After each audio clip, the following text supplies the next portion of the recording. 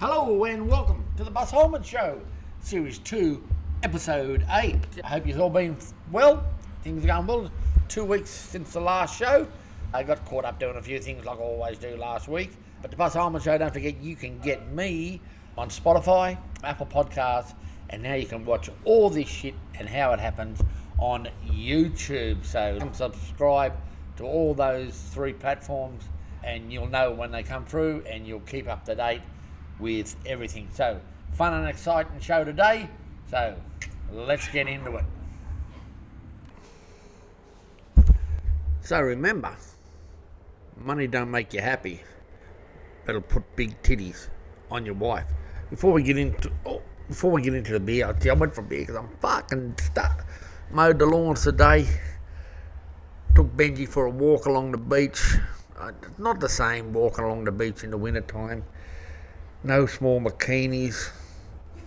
They're just jumpers and tracksuits now, and doesn't have the same feel about walking on the beach in winter. But the whales are out and about and moving up the coast and coming in pretty close. I was in at Lovers Point this morning for a walk, and God, I reckon I've seen fucking a dozen whales, little ones and big ones, but coming in close, probably within 500 metres of Lovers Point, which is just at Yamba.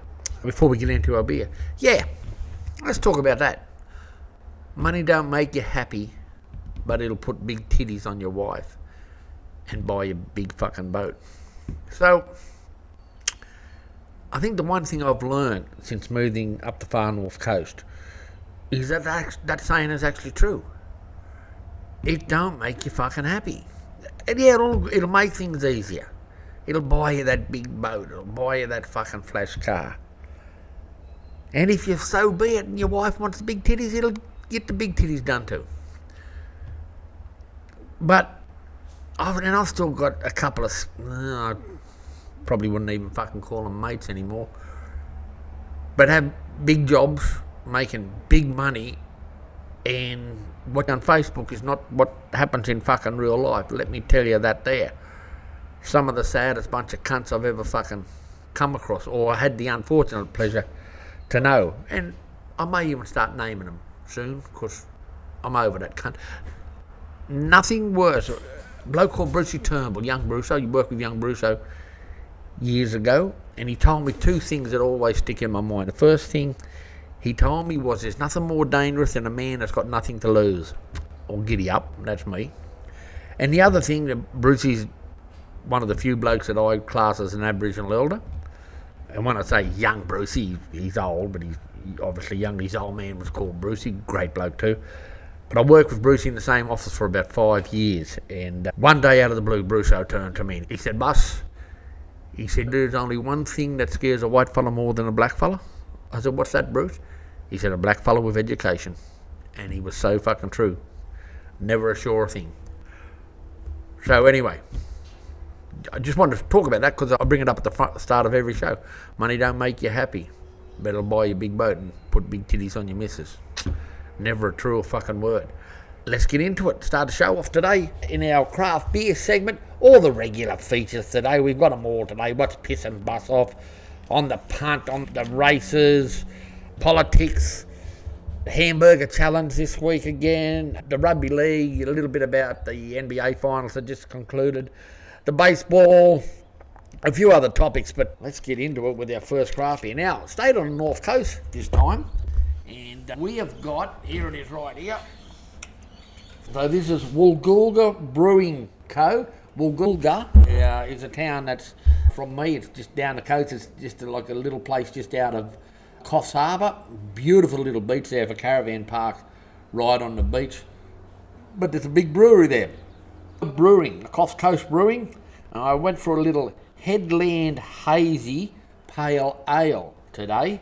Now, it's supposed to have a really malty flavour about it. And again, haven't tried it, as I always do with all my craft beers. Never try them until I open this first can here.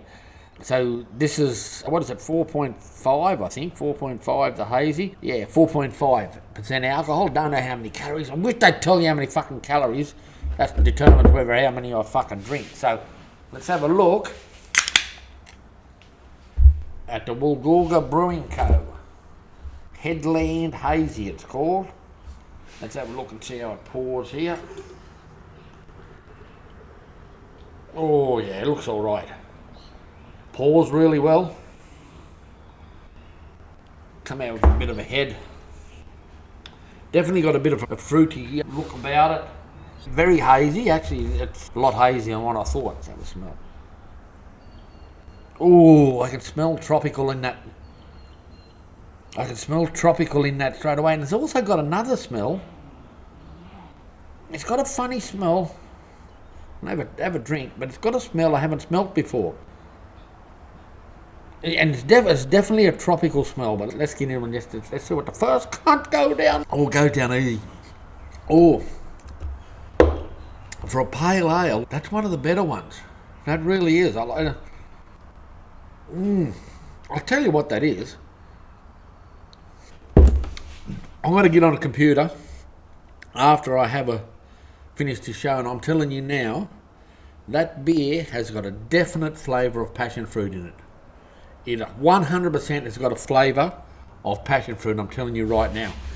And I'm going to get into that and have a look, but I'm telling you now, that is passion fruit flavour. I knew it was a funny smell. Yeah, there you go. Right out, let's get into last week's games. I'll tell you what, it's starting to get very interesting now. The top five's filling up. The top four, it's making it. I think the top four, Bulldogs, Raiders, Storm, and the Warriors, I don't know if that can change much. And then literally the bottom four, Broncos, Sharks, Roosters and Panthers. And just on the edge of that, actually only a point out, the Panthers and the Dolphins. Obviously the Panthers had a win last night, so they'll come into the top 8. But yeah, I think to start the season, the Warriors, Storm and Raiders I think they're going to be hard to peg back in that top 4. But a couple of sides, truly. I'm not even going to mention the Roosters. But geez, you wouldn't want to run into the Panthers early in the way they got in that great game last night against the Dogs. I'd hate to run into the Panthers early in the semi-finals. They'll definitely give it a shake. I'm still telling you now, I still have something in my head about the Broncos. I think the Broncos have got something. The Dogs never impressed me. Look, great game, but I just expected a little bit more from the Dogs last night. And again, I'm telling you, they haven't come out and grabbed me as a grand final winning side. They're not favourites anymore. Obviously, the Storm are still favourites at $2.70.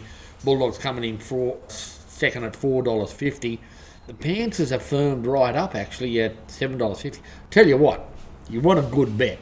The Roosters are paying $34 to win the premiership. That's good odds, I'm telling you now. Get this cunt started barking all fucking ready. 5 minutes into the show and this cunt's barking already. Let's go through last game. Raiders 16 over the Tigers 12. I tell you, that was a close game. I watched that one. And another 5 minutes, I think the Tigers would have had the Raiders. 4 points in it. Yeah, and a lot of them games the Tigers are missing out on. But Ricky keeps doing it. Panthers 28 over the Warriors. I never tipped that one. Without their best 5 players going over and playing the Warriors on their home ground, come on, who fucking seen that coming? But it showed because it beat the Bulldogs last night. The Panthers are definitely back, baby. I'll tell you now, definitely back. My old mate that I work with, the White Panther, I'll call him, Jamie the White Panther. I'll tell you what, he's crowing now. Went a little bit quiet for a while, Jamie, but he's back. He's back on the Penrith Panthers bandwagon. The White Panther, Jamie. The Knights 26 over the Dolphins 20. Dolphins at home? Jeez, there you go. Storm 25 over the Rabbits 24. That Rabbits unlucky. Rabbits are coming into a bit of a form. Got another couple of players back this week. Look out for the Rabbits with a real strong finish to the season. Broncos 34 over the Sharks 28. Sharks are showing nothing. Hey, don't worry, the Sharks don't pull their fucking finger out. They're a chance of actually not even making the 8 this year. So my impression with the Sharks, they've got to do something with Nico. They've got to shake things up. They've got to turn it around. Look, I'll give old mate at Manly credit. Moving Tommy, we'll talk about that later. But you've got to make a move. When your side's going that bad, and they're going bad for the side they're at. Like obviously not on the bottom 8 of the competition, but they're still going bad for the side they've got. He's got to pull a lever on something. He's got to make a move. Now, Manly've done it by moving Tommy into the centres and putting old mate back at fullback, Hopewadi. We'll see tonight whether that change is going to work. But at least the coach had the balls to fucking make a move like that there, I'd be moving Nico. Dead set. I'd be putting him on the bench and bringing him on as 14th man. Dead set, that's what I would do. And I think Nico coming on at 14th, I know he's your highest paid player and you want him in the starting side, but do you want to win more than just say I've got my, my player? No, you want to win more. That's what you want to fucking do. He needs to pull a pin and do something. Roosters 42 over the Cowboys 8. I tipped the Roosters. I never saw that score coming. And the Roosters keep doing it. I'll tell you what. Dark horse, baby, dark horse. Eels 36 over the Titans 20. I'll tell you what. The Eels are starting to do something right. They are starting to do something right. So, yeah, they're going to be, they're not going to make the 8, but they're going to upset a few sides. Yeah, so we'll have another one. And I'm telling you, hopefully I'm going to write in my book for next week, because I'm telling you right now, this beer here has definitely got a passion fruits, definitely a smell and a taste. We'll be able to see. See, I don't drink a lot of hazy beer. Actually, I avoid it if I've got a choice. Because obviously Stone and Wood's a good beer. I don't mind that there, but fuck, that's not a bad beer. I don't mind that at all. Right up.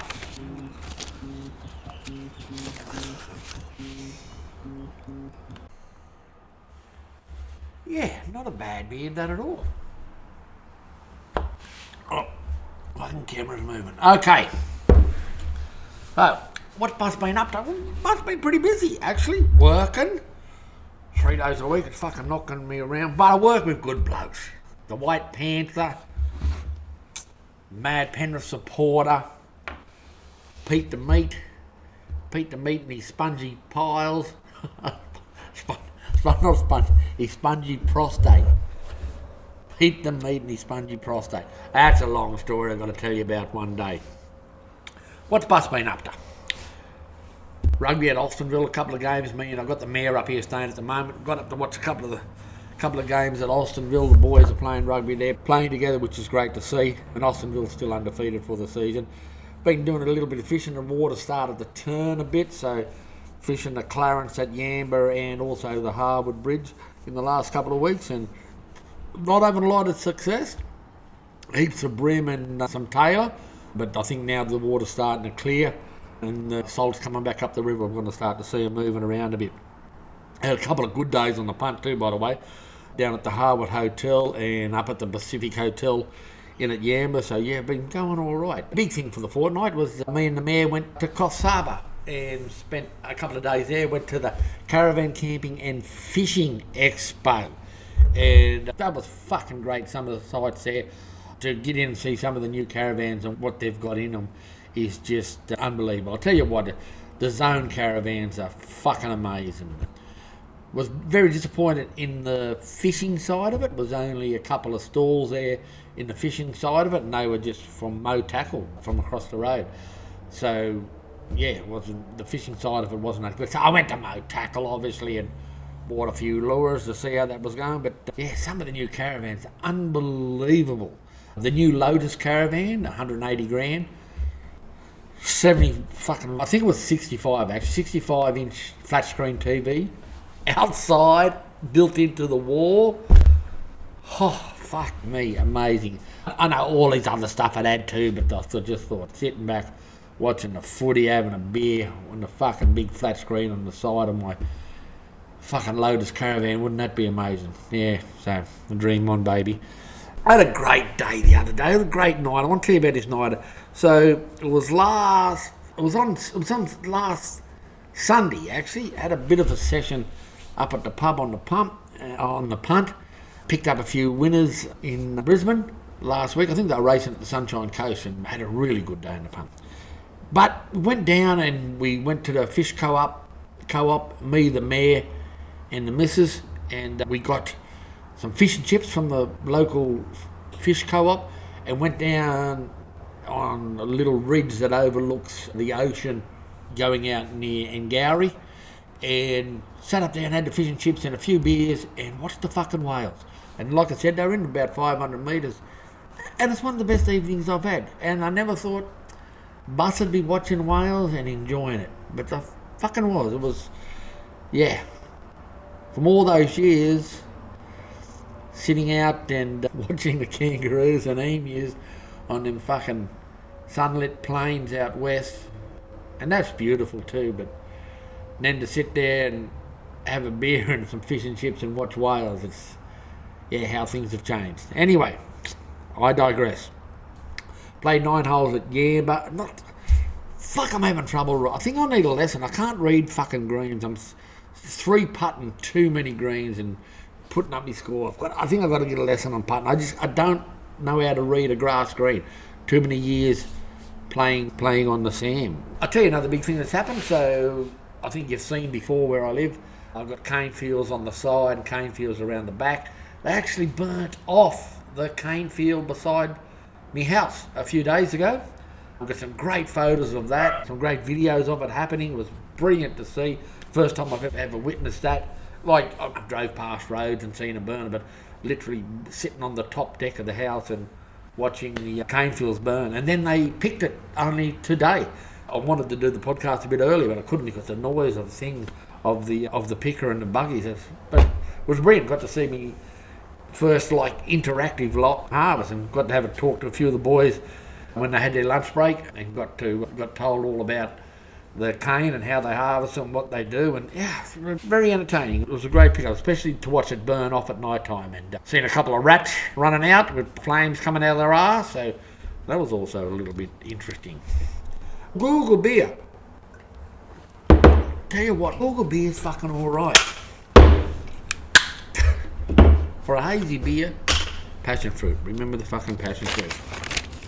Okay, hamburger challenge. Oh, Jesus. I tell you what, this was a fucking good one.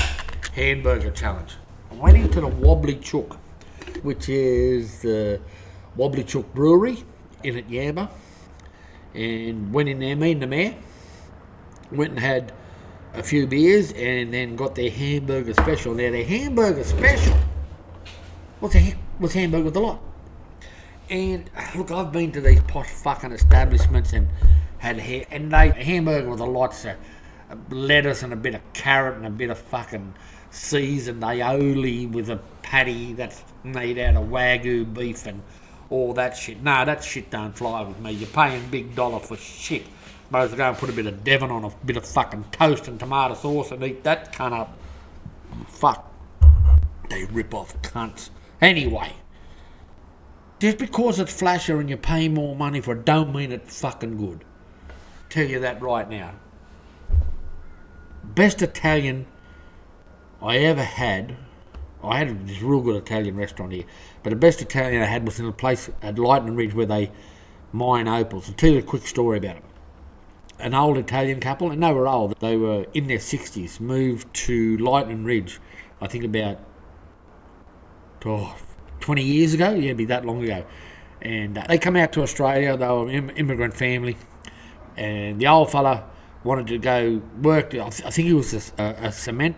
He used to lay cement and work in the cement area. Anyway, and he wanted to go open one, so they moved out to Lightning Ridge and started mining opals. Now, story goes that he never, and this is a story that he tells because I've heard it firsthand, he wasn't all that good in the opal mining business, and his missus apparently was just a brilliant cook, and so they decided that they would start selling Italian food, and they had a little cafe in the street at Lightning Ridge, and she started doing homemade lasagnas and homemade quiches or whatever it is. Anyway, it went over so well, so a couple of years later they bought a little restaurant in the main street, and it is fucking amazing. So she'd have to be, if she's still alive, hopefully touch wood she is, she'd have to be in her 80s, and she cooks homemade Italian food. So I've been there twice, and I'm telling you now, giddy up, it's fucking good. It's probably nearly the best Italian I've had. I found a place in Yamba that's got great Italian too. But God, yeah, if you ever get to Lightning Ridge, go on and check out hopefully it's still open. It's probably been about 10 years since I've been there, so I don't know if it's still open or not. But yeah, that's the story. The fella wasn't good at the shoveling and the digging, so the old missus started selling Italian food and worked out very well for her. Anyway, I digress again. The hamburger challenge at the Wobbly Chook. Hamburger with the works, it's advertised. Works burger from the Chook. Work burger from the Chook, but they put beef patty in it. So, $24. That's a lot. Comes with a few chips. Steak fried chips, you can't beat them. Steak, very well seasoned. Chips were nice. So on the burger, beef patty, homemade beef patty, really nice. Wasn't too overcooked, it was a little bit overcooked. That's why the score's down. Probably not as much as what they should be high, because the patty was a bit overcooked. There was no redness in it at all. Don't want a lot of red in the patty, just like a little pink, like a pussy pink. I'll call it pussy pink. I like my patty pussy pink. Bacon, egg. Oh, what? Bacon and egg on a burger. You old school days. You can't fucking beat that. Cheese, caramelised onion, tomato. Here's the kicker. Your bacon, egg, cheese, tomato, pineapple, baby. They had fucking pineapple on the fucking hamburger. That's old school. Beetroot and lettuce. They had a little bit of, it was like a little bit of garlic aioli, and then a bit of barbecue sauce. Come on. Works burger, beef patty, bacon, egg, cheese, caramelised onion, tomato, pineapple, beetroot, lettuce, garlic aioli, and barbecue sauce. I'll tell you what, if they'd done it on, say, a big sourdough bun and made it just a little bit bigger, mate, it don't get fucking better than that. Pull your knob out and frig it at the table. It's a good one. Come on. You've got to check that one out. So far, I think this is nearly the best hamburger that I've had. That's big praise, because I'll tell you if it fucking wasn't, but it was. So the price is $24. You know what? It was a meal. A meal for $24 with the chips. Yeah, that was all right. 8 out of 10. Chips let it down. The presentation, I was sitting at the Wobbly Chook Brewery out the front on the pavement, looking at the cars and the things going past and all the crowd. Brilliant. It's on a nice fucking plate. The chips were nice. The hamburger sat by itself. Needed more chips, but the presentation was good as... you don't get much better. 9 out of 10. The size, as I said, the bun was a bit small, which meant the patty was a bit small. Could have been a little bit bigger, and there could have been more chips. So the size, I'm going to downgrade it to 7 out of 10. The taste, if the meat, I'm telling you now, if the meat was pussy pink, it nearly would be a 10 out of 10. That's all it was, stopped it. 9 out of 10 I'm going to give it for its taste. The hamburger experience, it literally, if you want to sit in a place, watch the crowd walk by, have a beautiful beer, Yamba Ale, that's what I drink when I'm at the Chook. It's amazing. 9.5 out of the closest to the best experience. I had a hamburger, had a hamburger at, I think it was Broom's Head there a month or so ago, overlooking the ocean, a little seaside cafe. That's a 10 out of 10. But this is a 9.5 out of 10. It gives it a grand total of 42.5 out of 50. That's the best burger. I'll be honest, it's the best burger. Two things. A few more chips. And when I say a few more chips, it's coming from a fat fella. So obviously I want more fucking chips. So that's a little bit unfair. Might have filled up. Like, I got a son-in-law, Jack. Now he's skinny ass. It'd fill him. It's a meal for him. Then I got another son-in-law, D-Man Darcy the Digger. Wouldn't fill that cunt up. He got all the legs, that cunt.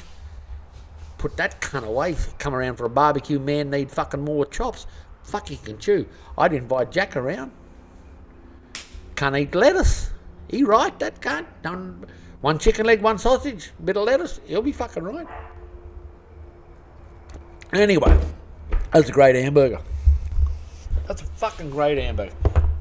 What else has been happened around the world in the sports? I'll tell you what, NBA finals finished, a great series over in America, and it actually was a lot of drama happening in the women's basketball over there with Caitlin Clark, and we might even spend a little bit of time talking about that soon. Yeah, it's been going really well. The NBA finals wrapped up just a couple of days ago.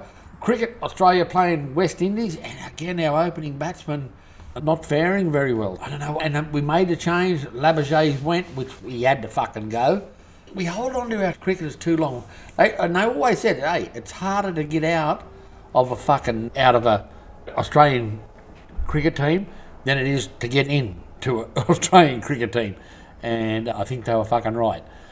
So the West Indies tour is on at the moment.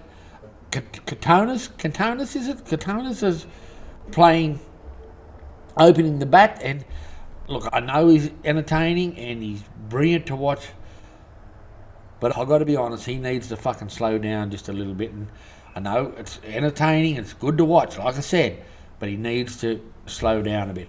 So Australia made 180 in their first innings, India made 190, and I mean, we had the cunts 4 for 50 or 4 for 60, and they got away and ended up getting 190, took a 10-run lead into the second innings, and as of last night, Australia's 4 for 92, and it's only an 82-run lead, so we need to score at least another 100 to 150 runs just to make it competitive. Our tail enders are scoring all our fucking runs.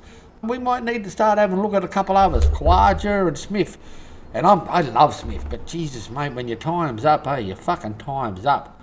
I'll tell you that. Look, I'll tell you what, in the Major League Baseball, the gun side's really hitting it off at the moment. Yankees are leading American East with 46 wins. The Tigers are leading the Central. They've got 51, which is probably the most wins, I think, in the whole league. And the Astros, I like the Astros. They're leading the American West. In the National League, the Mets, go the Mets. They have the Mets over in New York. Oh, we're going to talk about New York in a minute, actually, in politics.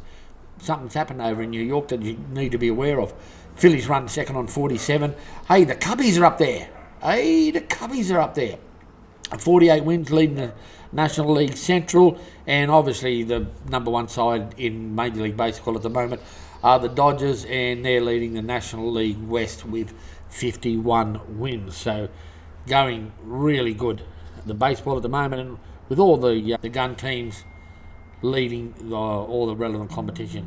As I was saying, in the NBA Finals, Thunder and Pacers playing in that there, and the OKC Thunder ended up running out winners in the best-of-7 series 4-3, winning Game 7, the decider, 103-91. So a few of the other sports that are happening around the world. Actually, Minjee Liu, the Australian woman, had a great win the other day, and I think it was the US Open. Totally missed it.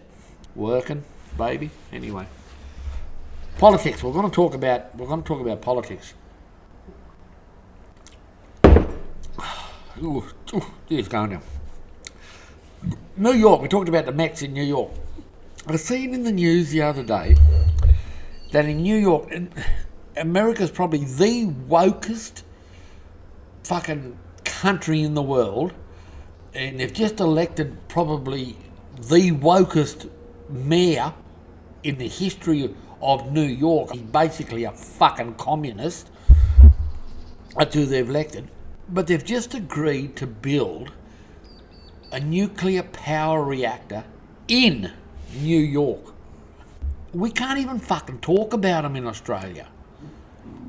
Zero emissions, baby. I'm going to tell you what. I can't say because I don't want the Secret Service coming knocking on my door. But don't you be surprised if in years to come we find out that fucking Albo's getting fucking... He's got shares in some fucking wind farm or fucking solar industry. Because it is ridiculous what we're doing with power in Australia. And I've told you this before. We talk about the cost of living. We talk about fuel. We talk about groceries and all of that. It all comes back to power. I'm telling you right now. We need cheaper power. They're building nuclear reactors in fucking New York. They won't even look at it. They won't even talk about them. in Australia. We need to get fucking fair dinkum about this. The media's going silly. Trump swearing. He said they don't know what they're fucking doing. Talking about Israel and Iran. They've been at war that long, they don't know what the fuck they're doing.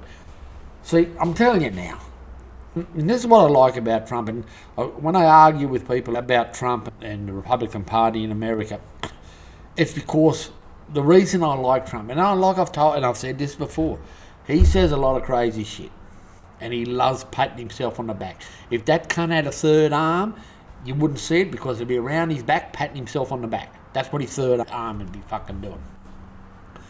So, what I like about him, he's all for America. Can you see Albo doing that? Truly. Can you see him sticking up for fucking Australia the way Trump does for America? We just haven't got that type of leader. Stop worrying about your seats. Stop worrying about your Labor Party or your Liberal Party. Worry about what the fuck you're elected for, and that is to look after Australians. And I don't mean the cunts up the top, the cunts in the middle. Look after them. Mate, if you've got a business in Australia at the moment, I'm telling you, shout out to you. You've got balls because they're caning the piss out of you.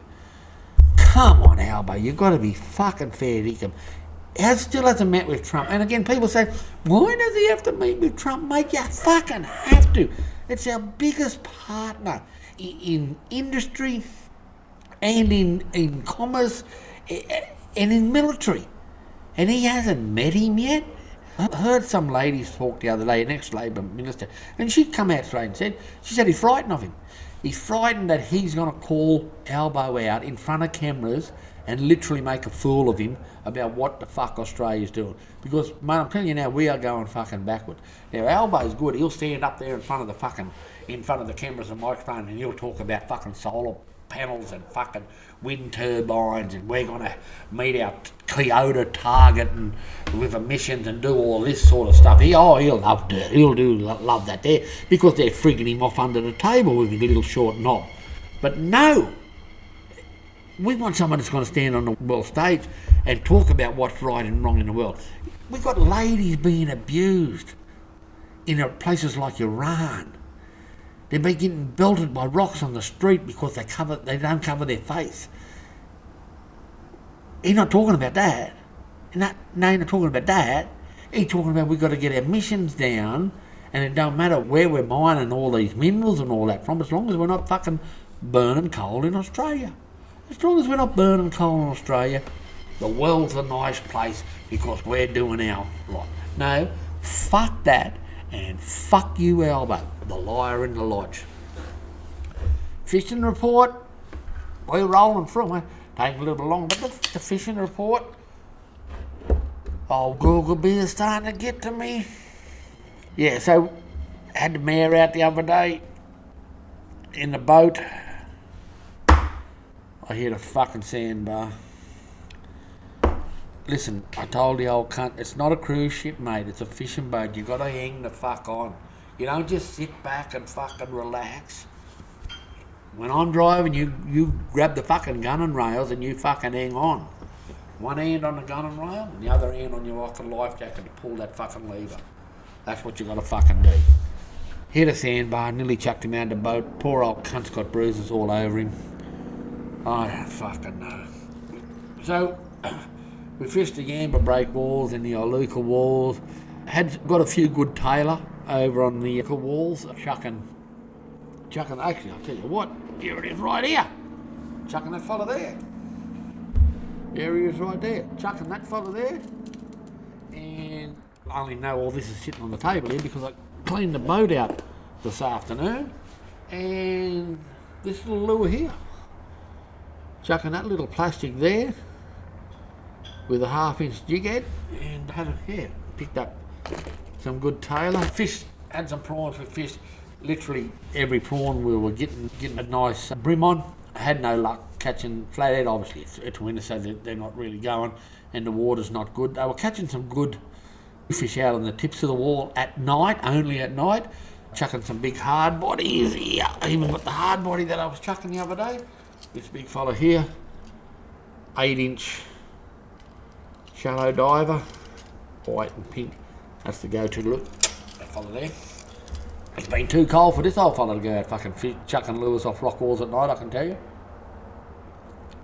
Fished under the bridge at Harwood for a good session. The mare caught a fucking eel. You're not going to believe this. He caught an eel and the cunt's on the ground. I'm saying, pull the hook out. He said, no. He said, will the cunt electrify me? I said, you think that's an electric eel? Yeah, he wouldn't touch it. I had to go over with the pliers, pull the fucking hook out. Thought the cunt was going to electrocute him. Fuck me, dead. I don't know. I try my fucking hardest, but it's a fucking battle. Darling River in at Burke and down at Louth, so the river started dropping again after a little rise, so they were biting really well with yabbies and worms on the rise, and as they always do, as soon as it starts to drop, they go off the bite. So Slapper, the Colgoa Cowboy, and Crooked Tooth Bart, boys have got the nets out. They're not getting any more in the nets because they won't start running. They'll stop running once the river starts dropping. So the Colgoa Cowboy and Crooked Tooth Bart, they ain't got no more yellow belly because them cunts can't fish. They net fishermen. Let's get on to some punting. Hey, listen, I'll tell you what. I hope you were following my tips there a couple of weeks ago. So we actually had a winner and a third, both playing really good money. So I've got to be honest, I think I'm going all right in the punting at the moment. It's all happened. So this weekend's a big weekend at Eagle Farm. It's their last Group 1 race for the series for the season tomorrow. And that's in the Tattersalls Tiara. But we'll kick off at Eagle Farm in race 5, the Tattersalls Cup over 2,400 metres. And I'm going to go on for number 2, He's a Shocker. He's a Shocker's down 3.5 kilos in weight from last week. Jimmy Bayliss is on board. I'll tell you what, he's gone close. So what I've noticed, he's gone close to winning very recently. He's run some couple of big races, so he's extremely fit and has had a second and a third in recent weeks. So it's run the distance. There's no drama whatsoever. It's paying $5. It's definitely worth a shot. That's Eagle Farm, race 5, number 2, He's a Shocker. And that's in the Tattersall Cup. Now, the main event for the day, the Group 1, is a Tattersall's Tiara over 1,400 metres. That's race 8. And one of the favourites, number 5, Firestone. Now, drew very wide out barrier 8. Trained by Waller. It's got J Mac on top. J Mac's carrying 57 kilos. It's paying $6, which I just thought it's a fucking great bet at the moment. If you get it early, it fixes. I'm guaranteed it's going to come in. It's going to come in tomorrow.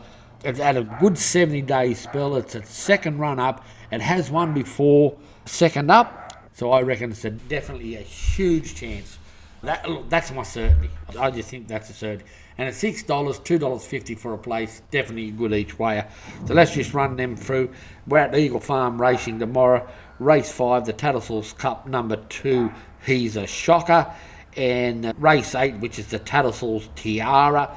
That's the Group 1, number 5, Firestorm. So get on board. There's a couple of good tips there. It's funny. I've never done this deliberately, but we're going to talk about what's pissing Bus off. I'll tell you what's pissing Bus off. Fucking jockeys that don't whip. I had a couple of races last week when I was on the punt up at the Pacific on a Sunday, and I was watching a couple of jockeys that fucking were riding horses, and once they drop out of say third or fourth spot, they stop riding. They stand high in the stirrups and they stop riding. And I hate that. And then I'm thinking about jockeys and how much I hate jockeys. But I'll be honest, jockeys are little cunts. They are fucking little arrogant, rude cunts. Don't worry about that. It's that old side. I used to coach a footballer called Cole Mole. And Cole Mole was like 4 foot high, played halfback, and all I did, captain coaching him, was get the cunt out of fights. I'll give the cunt credit. He'd have a go at anyone. He'd fight anyone. But the cunt couldn't fight. He's just the angriest man. And these jockeys are like this. And the other one that I hate the most is when a jockey carries a fucking whip and don't use it. What the fuck? Now, if I train that fucking horse and he carrying a whip And he don't flog that cunt coming up the straight if he's running like middle of the field. Now, I can understand he put the whip away, he's running in the back half of the field, and he's 50 off with fucking probably 200 or 300 metres to go. He put the, I understand that. But, mate, if you're running 4 for 5th, you don't know what turn of pace that is. Because I tell you now, you flog me with the fucking whip, man, I'm fucking running. You hit my big white ass, I'm fucking running. And they ride the cunt with their whip. Now, if that's me and I own that fucking horse, I don't give a fuck who the trainer is. That little cunt bring that horse back there to the fucking stable and he jump off, I'm grabbing his whip and I'm flogging that cunt across the own ass. I will whip that little cunt baldy ass until he know, yep, next time I jump on board, I'm going to hit that fucking horse across the ass. Don't carry the cunt if you're not going to use it. Just don't do it. That's like saying you fucking with an 8-inch stick and you don't put it in all the way. I'll only give you 4. No, you got 8, you put the whole fucking 8 in. It don't matter if they roll their eyes back and they scream for mummy to come and rescue them. You put the whole 8 in. You don't have 8 and you only put 4 in. You just don't do that. You carry a whip, you flog that motherfucker until that fucking, that post, shoo, when that post, the finishing line, shoo, go past you, that's when you stop fucking whipping. Little short arts cunt, oh, there you go. Bus's top 5. I got a good one for you. Trying to come up with a Bus's top 5. And I'll tell you what it is. It's Bus's top 5 nude beaches that he has been to. Okay? My top 5 nude beaches that I've been to. So this is only in New South Wales and Queensland, because they're all the nude beaches that I've been to. And I'll be honest, I don't go to nude beach just for look. A little bit. There's also good fishing at nude beaches, because not a lot of cunts fish there, see? They don't go there and fish. They go there and they just want to lay around, which is, I got no problem if you want to lay around. But no cunt take a fishing rod. I could be the only white baldy ass cunt, fat fella, at a nude beach with a fishing rod. Take the missus, she don't mind getting nude too, laying back. I always wondered about going to the nude beach where, obviously, you bar up. Big fella gets a bit hard. It doesn't. The first couple it did, and it got hard. You encoding is off the cunt. Just a suit and a tie and a coat and a fucking couple of trousers. You'd hang off the cunt. You take that blue pill, you'd hang more off the end of him. But you actually don't. I think the first couple I went to, I actually had to, true story, had to go out and stand in the water because he was fucking out there. I was worried about the fucking prawns coming and grabbing the cunt. But yeah, after a while you get used to it, it just doesn't happen. Anyway, your top 5 nude beaches that I've been to, okay? And some of them for where they're at, and some of them for the type of people that get there and what you see and all that there. But number 5 is a place called Obelisk Beach in Sydney. Now, it's a tiny little cove around Middle Head in Sydney's North Shore, part of Sydney Harbour, but it's tucked away a little bit. And it's a great little beach. Takes a little bit of getting to. Why do they have, with nude beaches, they have them like, you can't just get to them straight away. They can't just walk to them. You've got to make a like it's an adventure to get to them. Number 4 was a place called Samurai Beach. Now, nude bathing is desired on this beach, so it's not one of those beaches where you actually go there with clothes on and have a look. The other thing is exactly what I was just talking about. You need a 4-wheel drive because it's through the Tumaree National Park. It's hidden away on 1 Mile Beach. Little sand dunes behind where you can get changed, take your gear off, and maybe go out there and get a little head job, get that there done. So, good surfing beach too. Actually, it has really good swells coming off a couple of the little tips that pick out from it. So, yeah, number 4 is Samurai Beach in the Tumaree National Park. Yeah, great little beach. Now, my number 3 was a place called Almonds Beach, and It was a great little beach that I discovered only recently, actually. And a fat fella going to a nude beach these days is not desired the best. But anyway, it's a little beach that I discovered not too long ago.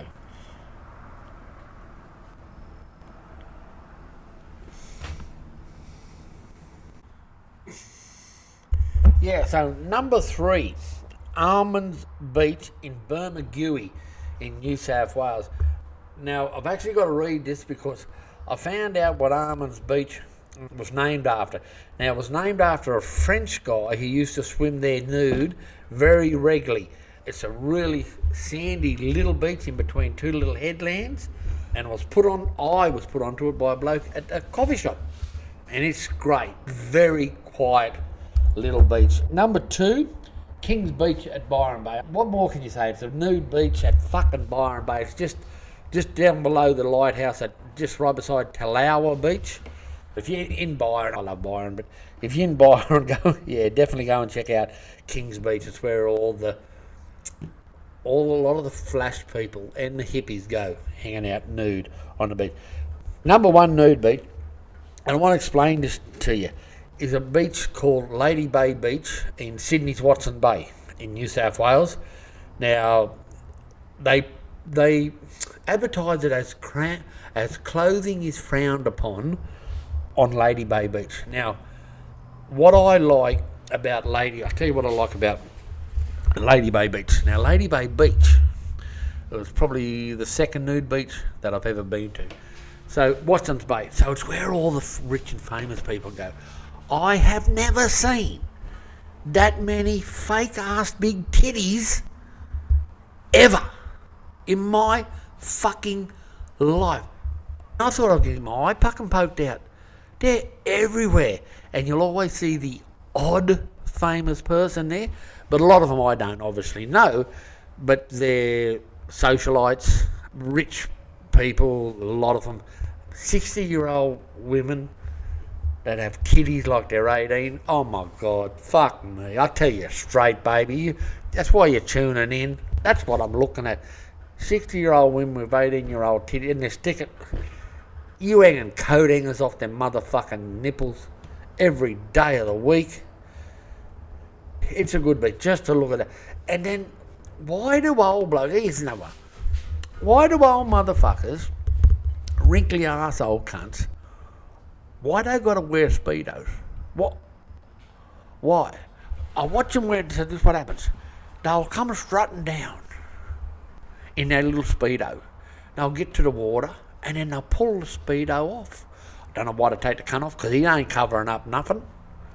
And then they walk around and they think they knobs they think their knob belongs in the fucking Buckingham Palace. They think it's a Buckingham Palace knob. But good on them. If they're proud of their knob, good on them. I'll tell you straight up, motherfuckers. If I had a knob that was 8 long, that motherfucker, he's swinging in the breeze. He's swinging in the breeze. He holding an umbrella to keep the rain off him. He holding the cunt himself in the eye. I'll tell you right now, if he was 8, but he not 8, tell you right now, but he know what he's doing. He not 8, but he know what he's doing. But yeah, old fellas with Speedos. And then when they strip them down, and they love their knob, and they shave. Old fellas shave they knob and they balls a lot. They think it makes them look bigger, and it does. I've tried it. I'll be honest, it does. But they love it. Anyway, check out Lady Bay Beach at Watson Bay. It's a great perv. It's just... So you go to a place like Lady Bay Beach and you see the crowd that's there. Then you go to, say, Kings Beach in Byron Bay, and it's just a natural beach. And that's the total difference to the two nude beaches. Kings Beach at Byron Bay. It's locals and visitors and backpackers, but it's natural. They're hippies and they're free loving, and I love that, hippies and free loving. But it's a natural beach. But at Lady Bay, it's totally different beach to what you think it is. But anyway, that's Bus's top 5 nude beaches that I've visited. Let's go through them again. Number 5 was Obelisk Beach in Sydney. Number 4 was Samurai Beach, New South Wales. Number 3 was Almonds Beach in Bermagui. Number 2 was King Beach in Byron. And number 1, Lady Bay Beach in Watson's Bay. I'll tell you what, let's go back before we get on to what's coming up for Bus and a little bit of random shit, and then this week's games. Let's talk about the beer. The Woolgoolga Brewing Co. Headland Hazy. I'm definitely going to check it up when I get inside tonight, because I'm telling you now, baby, I'm smelling fucking passion fruit in that there. It's definitely, and it's a good, I'll tell you what, I'm going to give it a good rating, because that's one of the few hazy beers that I actually really enjoyed drinking. I've actually been lucky lately. I've picked out, and I just pick them randomly. I just go through into the bottle shop, try to find a different craft beer each week. I want to find one that I haven't drunk before, that is new to me. So when I taste it, you hear about it immediately. There's no preconceptions about what it is, and that's how it is. So this is the Woolgoolga Brewing Co. Headland Hazy. It's a pale ale, and I'm going to give it 4 stars out of 5. 4 stars means I can go deep on this shit. It is, apart from your Stone and Wood, which is one of the best, probably the best hazy beer I think you can buy in Australia, this motherfucker's up there with them. This Woolgoolga Headland Hazy is right up there with them. It's not quite a 5-star, which is, yeah, baby, you put on Charlie Pride. Is anybody going to San Antonio? I drink this motherfucker on a Sunday. But I can go deep on that shit. Tell you right now, I can go deep on, real deep on that shit. There you go. That's a 4-star. Get it into you. What's coming up for Bus? Rugby in Lismore. The Lions tour coming up. I'm going up to Brisbane to watch them play the Reds. I've never told you. I'm going to have to save this story, so I'm running out of a bit of time. Went to the winter solstice at Ashby. I went to it last year. I reported on it last year, so I've been here 12 months. Went over to the winter Salisbury on Ashby Island with all the tree huggers and the stoners, and God, I'll tell you what, there's a bit of good weed going around over there. Some really smooth shit. Don't know where it came. And old mate swore to me that it was a natural blow, and it was good. It was like fucking real good. So that's about all I've got planned for. I think I'm going to go and play 9 holes. I know the Lawrence golf course has opened back up again from all the rain. It's in a bit of a gully, and a lot of it's water damaged a fair bit. The bottom part, it's only a 9-hole course, but the bottom 4 holes actually fill up with a bit of water. But it's reopened, so I'm going to go and play 9. I might go on Sunday afternoon and play 9 holes there. That's all I've got planned, but shit comes up, and that's just what happens. But I'll tell you what,